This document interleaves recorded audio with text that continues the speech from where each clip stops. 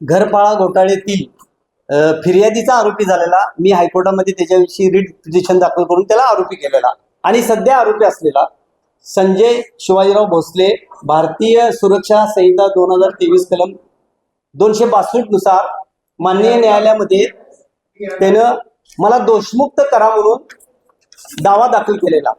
दावा काय आहे? नियमित दिवाणी खटला 230/225 महाराष्ट्र शासन दिवाकर करणे वगैरे 12 म्हणजे ह्या घरफाळा घोटाळ्यात 12 आरोपी आहेत। मी सातत्याने यामध्ये लढा देतोय, कागदपत्राशी लढा देतोय। मी कुठलीही खोटी माहिती मीडियाला किंवा आयुक्तांना कधी दिलेली नाही।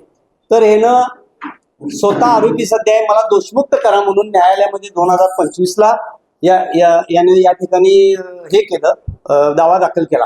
माननीय न्यायमूर्ती प्रथम वर्ग दंडाधिकारी न्यायालय क्रमांक 14 यांनी संजय भोसलेनं मुळात जो 3,44,00,000 रुपयाचा जो अहवाल दिलेला होता 3,14,61,000चा, यामध्ये ते स्वतः आरोपी आहे।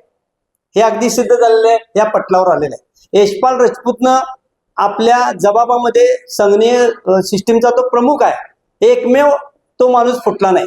सुधाकर चल्लावाड फुटला, अनेक अधिकारी फुटले, पण ह्याला आम्ही सहकार्य केलं। लक्ष्मीपुरीमध्ये नेऊन याला व्यवस्थित जबाब वगैरे दिला।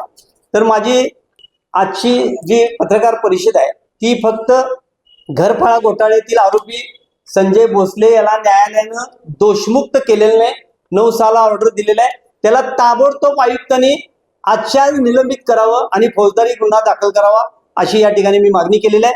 त्याचबरोबर या विरुद्ध देखील तो वरिष्ठ कोर्टात जाणार आहे, हायकोर्टामध्ये।